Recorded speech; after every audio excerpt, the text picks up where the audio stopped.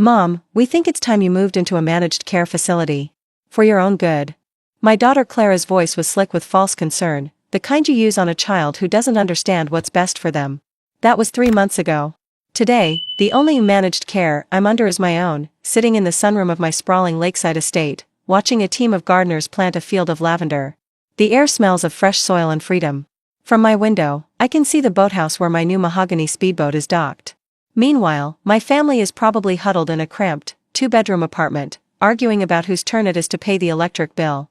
Funny how life works out. My name is Lucy, I'm 71 years old, and for the last 40 years, I was the quiet, unassuming matriarch of a family that never once bothered to understand me. They saw me as a simple, slightly dotty old woman who ran a cute little hobby from a spare bedroom. They never knew that this hobby was a multi-million-dollar e-commerce business. And that the dotty old woman they planned to put in a home was the one paying for every last one of their comfortable, unexamined lives. It all started so differently. My husband, Arthur, was the love of my life. We met in college, two art history majors with more dreams than dollars. He had a brilliant eye for design, and I had a head for numbers and logistics. We were a perfect team. We married young and, for the first decade, lived a beautifully normal life. He taught woodworking at the local community college, and I did the books for small businesses around town. We had our daughter, Clara, and then our son, Leo. We lived in a modest 3-bedroom house with a big yard and a leaky faucet that Arthur was always promising to fix. Our lives changed the day Arthur brought home a set of antique wood carving tools he'd bought at an estate sale. He started making these exquisite, hand-carved fountain pens. They were works of art. I knew, with every fiber of my being, that people would buy them. This was back in the early days of the internet, when e-commerce was a new and exciting frontier. I built a simple website, took some photos of his pens, and we called our little venture the Writer's Retreat. The first sale felt like magic. A lawyer from New York bought a rosewood pen for $300. We danced around the kitchen like teenagers. Soon, we couldn't keep up with the demand. We expanded. Arthur quit his job to focus on crafting full-time. We started sourcing rare woods, high-quality inks from Japan, and handmade leather journals from Italy.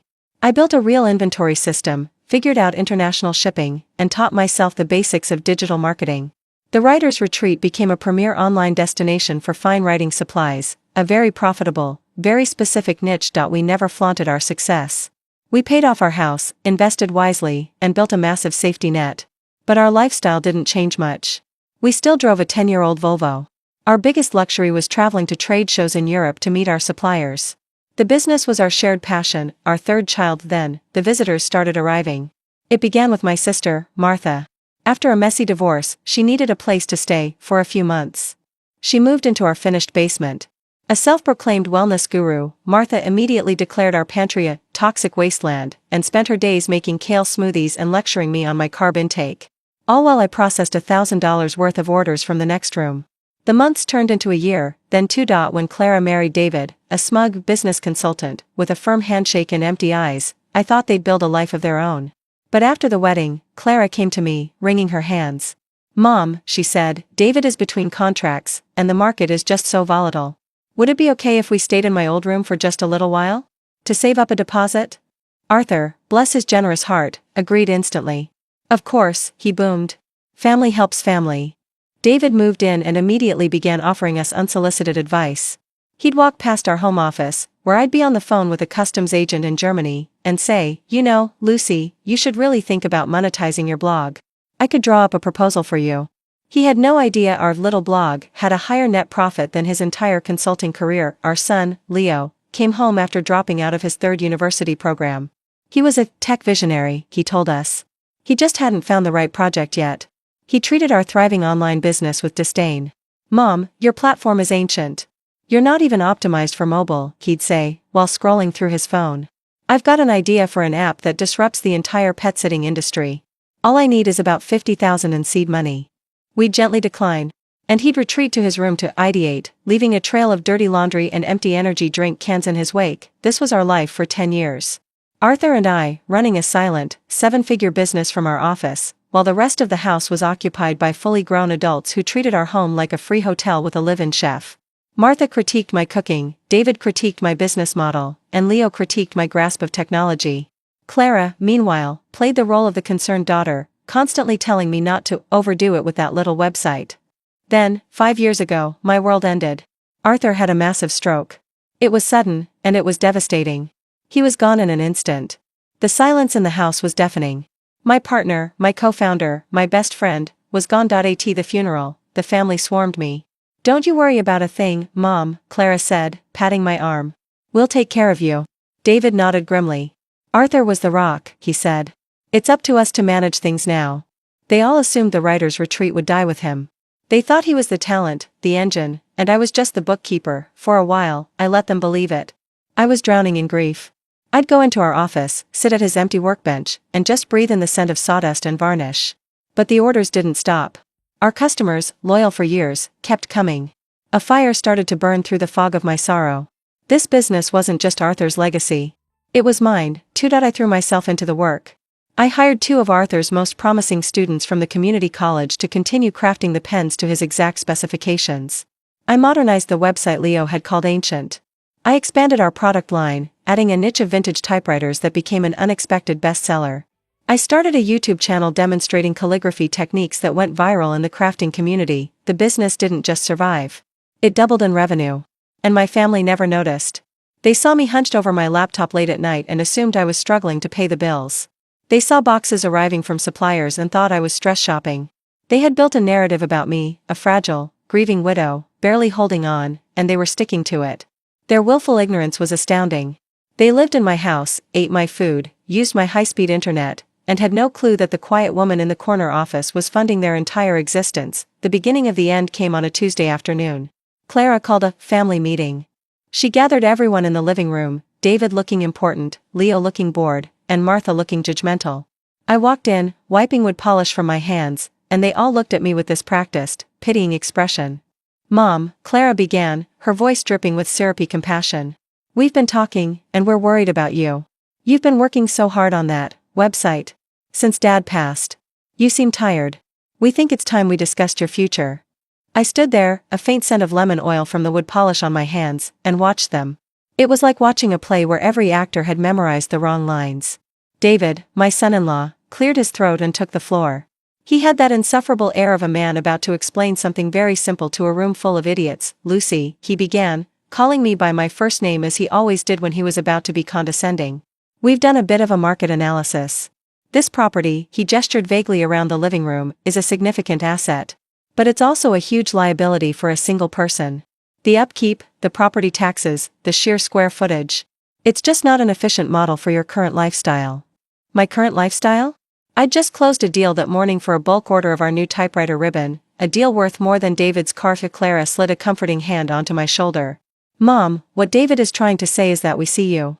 We see you working so hard, trying to keep up with this big old house all by yourself. We just want you to be able to rest. To read your books, do some gardening. You've earned it." Her words were soft, but they carried the weight of a verdict. They had decided what my life should be. A quiet, managed decline. Leo, my son, who hadn't made his own bed in a week, chimed in from the couch. "And honestly, Mom, the business? It's great that you have a hobby, but it can't be bringing in much. You'd be so much better off liquidating the primary asset, the house, and putting that capital into a diversified portfolio. Something with a real ROI.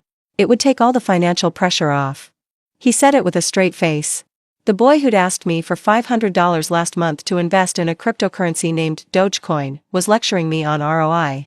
The financial pressure he imagined I was under was, in fact, the enormous cost of funding his and everyone else's lives. My sister Martha, sipping a glass of murky green juice, delivered the final, sanctimonious blow.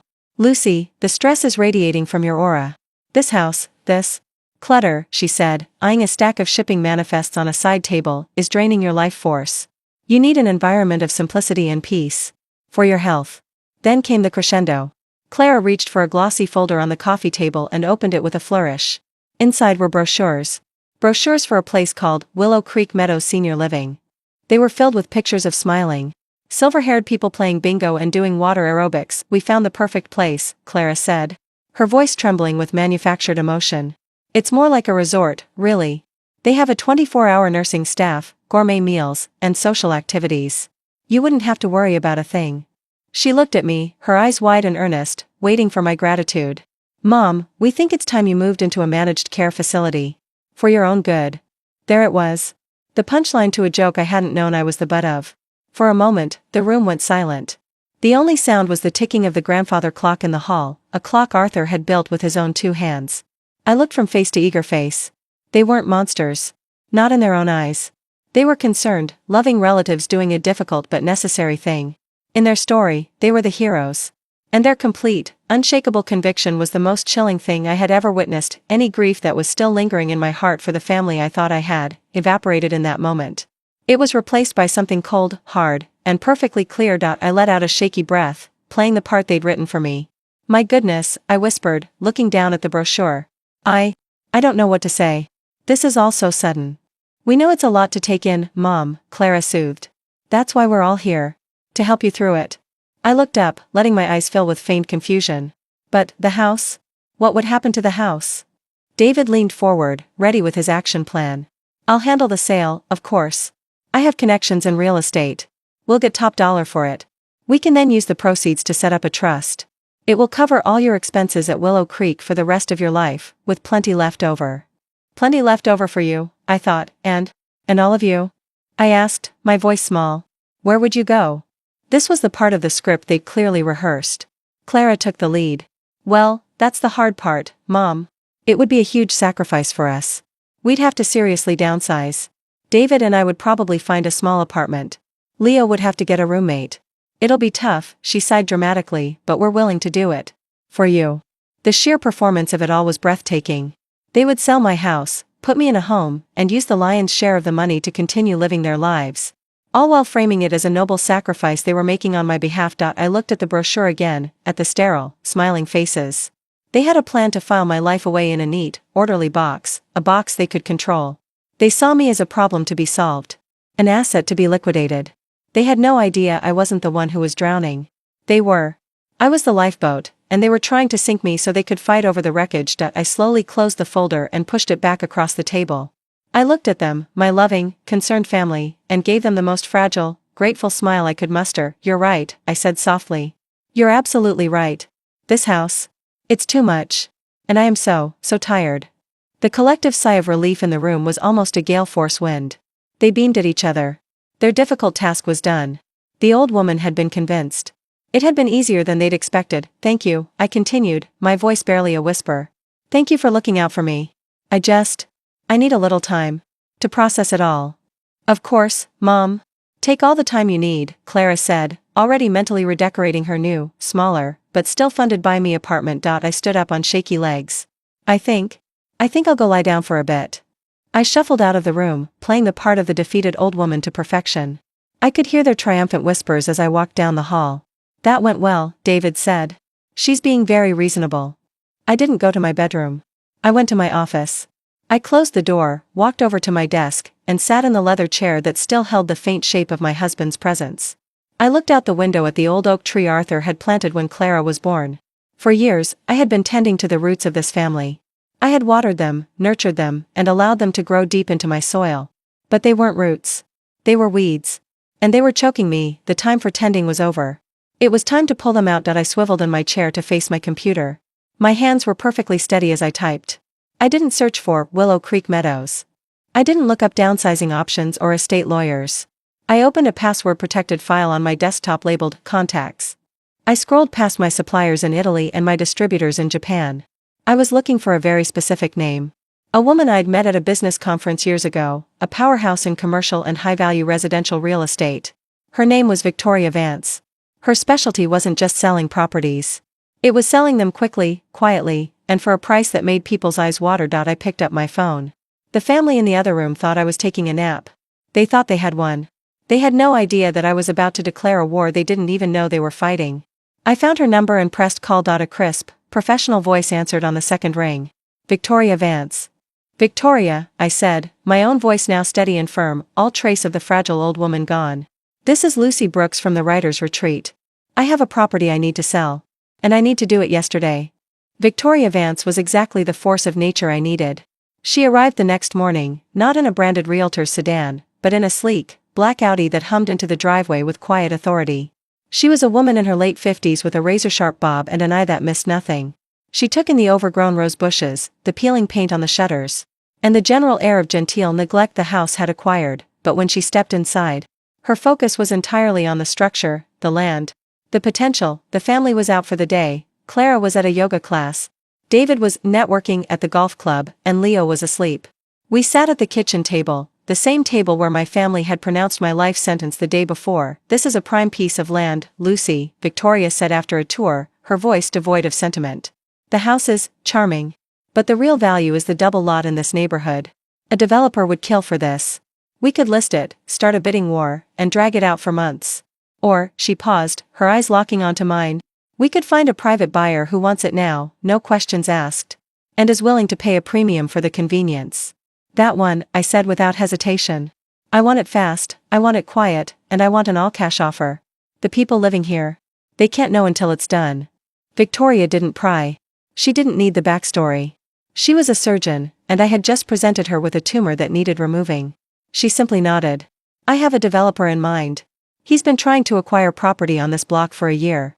He doesn't just build houses. He builds entire luxury communities. He'll tear this place down before the ink on the contract is dry." The thought of it, of this house, this prison of memories and obligations, being wiped from the face of the earth, didn't fill me with sadness. It filled me with an exhilarating sense of relief. "Perfect," I said. For the next 3 weeks, I lived a surreal double life. On the surface, I was the frail, indecisive widow. I'd sit with Clara in the evenings, dutifully flipping through the Willow Creek Meadows brochure. "Oh, look," I'd say, my voice trembling slightly. "They have a book club. That sounds nice." Clara would pat my hand, pleased with my progress. All the while, my phone would vibrate silently in my pocket with a text from Victoria. "Initial offer is $3.5 million. I told them to do better." David would corner me in the hallway to deliver pompous lectures on the importance of a well-managed trust, explaining how he would structure the payouts for my care.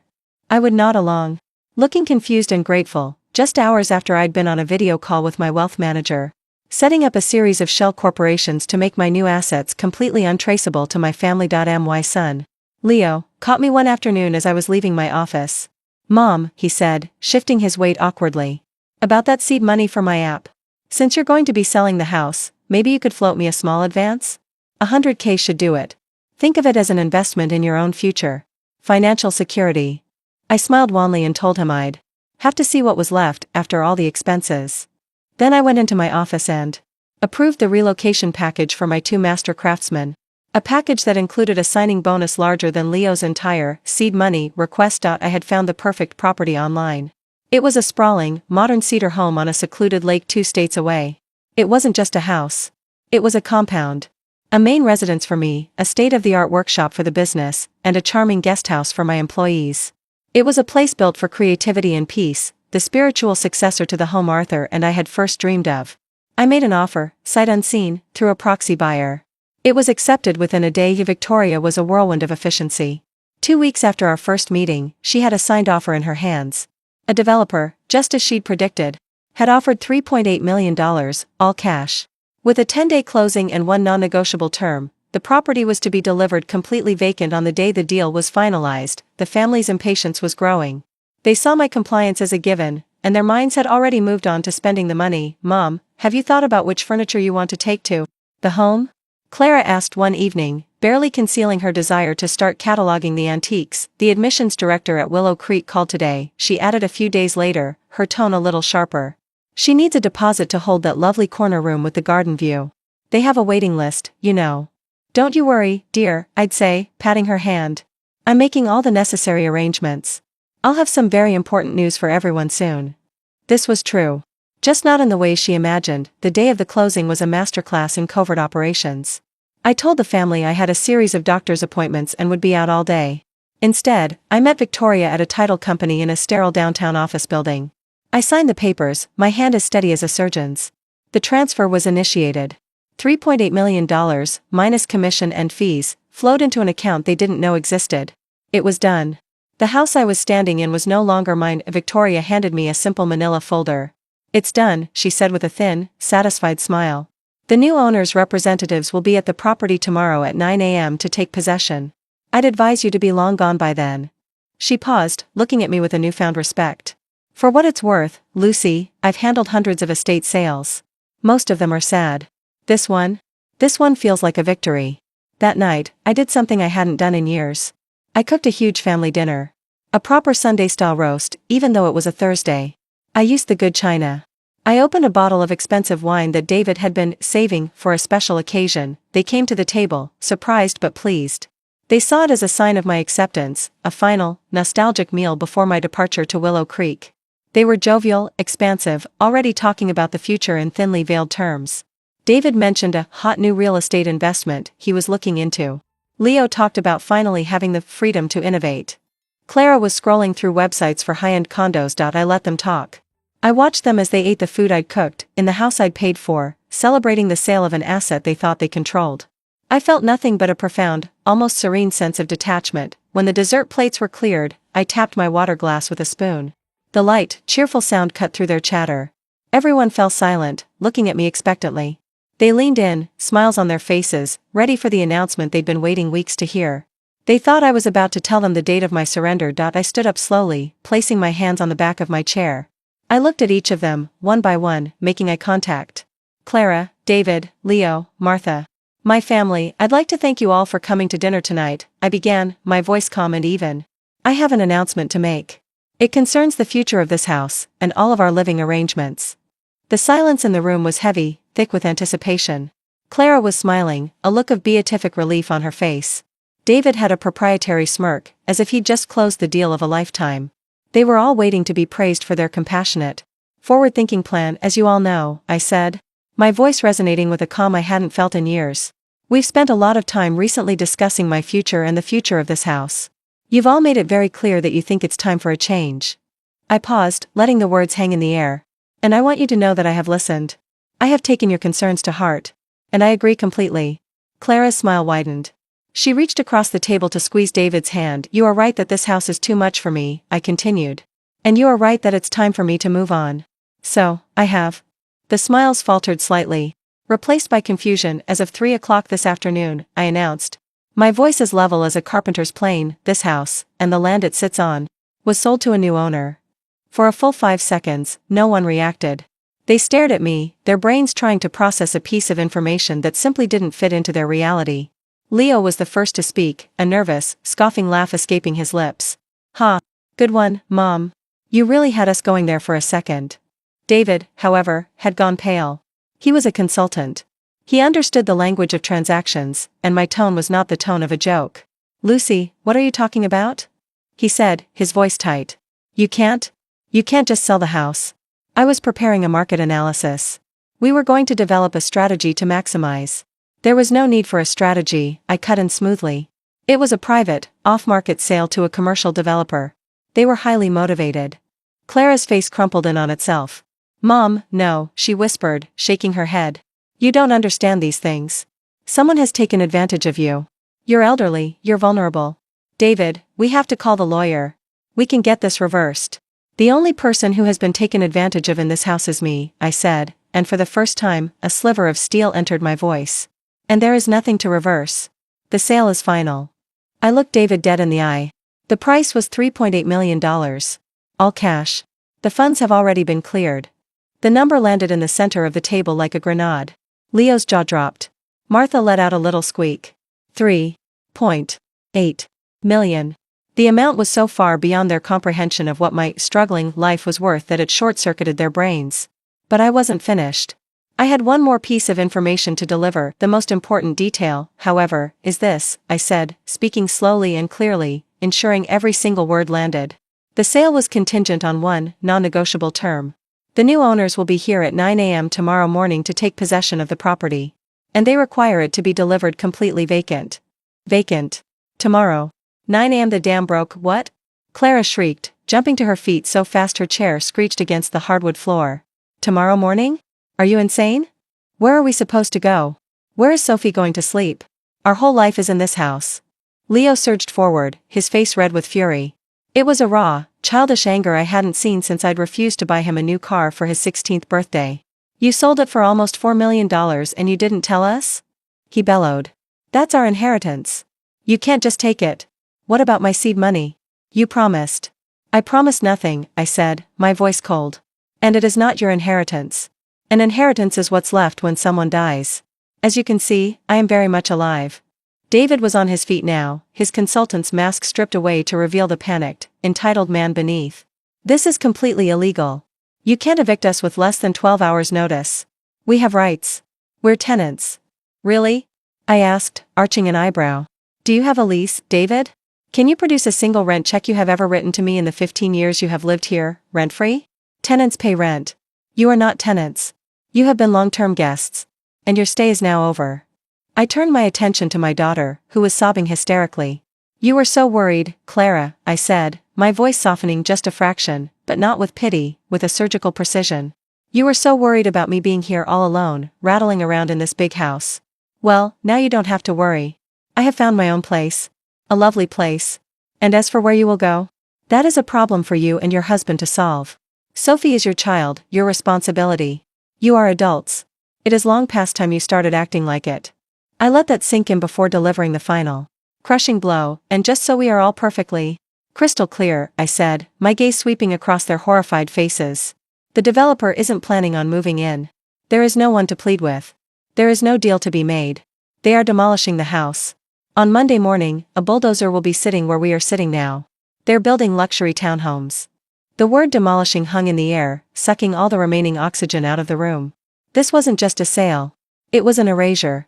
The physical embodiment of their comfortable, subsidized lives was about to be turned into a pile of rubble. There was no going back. As the full weight of their new reality crashed down on them, the room descended into pure chaos. Clara was still sobbing, but now they were angry, desperate sobs. Leo was pacing back and forth, furiously punching numbers into his phone, likely searching for a lawyer who would work for free. David was yelling into his own phone, presumably to one of his connections, his voice cracking with panic. Martha was having a full-blown panic attack in the corner. I didn't stay to watch the fallout. My part in this play was over. I turned my back on the dining room and walked calmly down the hallway to my office. Behind the door, two sleek, lightweight suitcases were waiting. One with my personal documents, my laptop, and my hard drives. The other with a week's worth of clothes. Everything else was just stuff, and I was starting over. I walked to the front door, the sounds of my family's implosion echoing behind me. I didn't feel guilt. I didn't feel sadness. I felt light. As my hand touched the doorknob, I heard Clara scream my name. Mom, please, don't do this. Don't leave us. I paused for a moment, my back still to her. I thought about her words from that first meeting. We just want you to be able to rest. I'm just following your advice, dear, I said to the empty hallway. I'm going to rest. I opened the front door. The cool night air felt like a benediction. Headlights cut through the darkness as a black car pulled silently into the driveway. My ride had arrived. I walked out, pulling my suitcases behind me, and didn't look back once. The driver got out, took my bags without a word, and opened the back door for me. As I slid onto the cool leather seat, I finally, after 5 long years, allowed myself to exhale. The car pulled away, leaving the house and the chaos contained within it to fade into the darkness behind me. The drive away from the house was the quietest 10 minutes of my entire adult life. The chaos I'd left behind, the shouting, the crying, the frantic phone calls, felt like a distant radio station that had finally faded to static. In its place was a profound, humming silence. It was the sound of a 40-year-old engine finally being switched off. I didn't feel like a villain or a victim.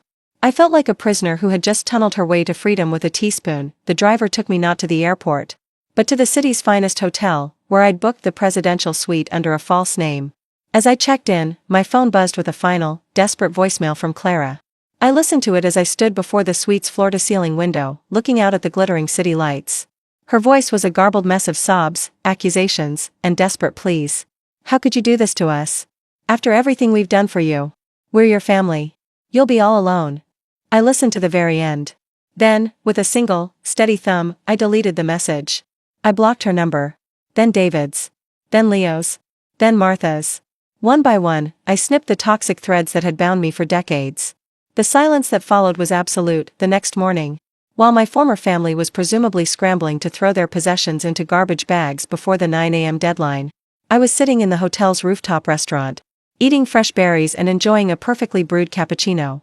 I read the international business news on my tablet and felt a sense of peace so deep it was almost dizzying. Later that day, a private car took me on the 3-hour drive to my new home. The landscape changed from concrete and suburbs to rolling hills and deep green forests. Finally, we turned down a long, winding driveway, and the trees gave way to a stunning view of a vast, shimmering lake. And there it was. My new home. It wasn't a palace. It was something better. A beautiful, modern cedar glass structure that seemed to grow organically from the landscape. It was a house built for light and air and peace. My two craftsmen, Tom and a younger man named Ben, were already there, unloading a truck of their own. They'd driven all night. When they saw me, their faces broke into wide, genuine smiles. "Lucy, this place is incredible," Tom said, his eyes full of awe. "The workshop alone is bigger than our entire old shop."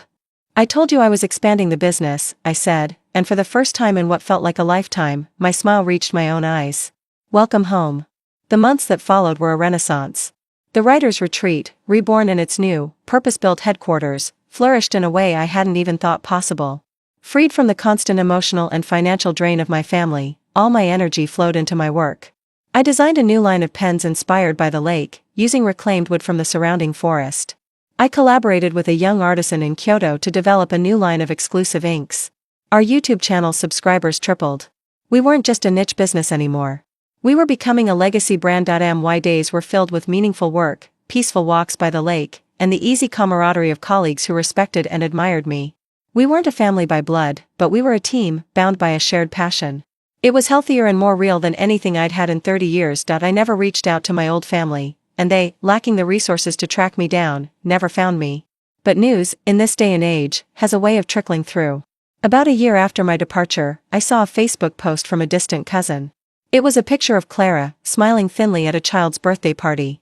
The background wasn't a spacious home, but a cramped, beige apartment. In the comments, my cousin mentioned Clara had recently taken a job as a cashier at a home goods store to help make ends meet. Another comment mentioned that David's consulting business had hit a rough patch and that Leo was still figuring things out while living on his sister's couch. I felt a brief, clinical flicker of something, not pity, not satisfaction, but a detached acknowledgement of consequence. Like a scientist observing the predictable outcome of an experiment. They had built their lives on a foundation of my making, and when I removed it, their structure had collapsed. It was the simple, unavoidable law of gravity. This morning, I woke to the sound of birdsong over the lake. I made myself a cup of tea and walked out onto the deck that wraps around my house. The sun was rising, painting the water in shades of pink and gold. The lavender field the gardeners had planted was in full bloom, its scent hanging in the cool morning air. I thought back to that final, fateful family meeting. To their condescending faces and their glossy brochures for Willow Creek Meadows. I thought about their plan to put me in a managed care facility for my own good. I looked around at my beautiful home. At the thriving, multi-million-dollar business humming with quiet productivity in the workshop. At the life of peace and purpose I had built from the ashes of my old one. Clara was right about one thing. I did need to be in a managed care facility. And I had found the perfect one. It was the one I managed myself. The one I had designed for my own care, my own well-being, and my own, unburdened happiness. They thought my life was over. They didn't realize it was just the beginning. They had wanted to close the book on me, but all they did was force me to write a spectacular new chapter. And it's the best story I've ever told. What an incredible journey for Lucy. It really makes you think about that fine line between family loyalty and self-preservation. I'm so curious to hear what you all think about this. Was Lucy's final decision an act of cold revenge, or was it a necessary act of survival?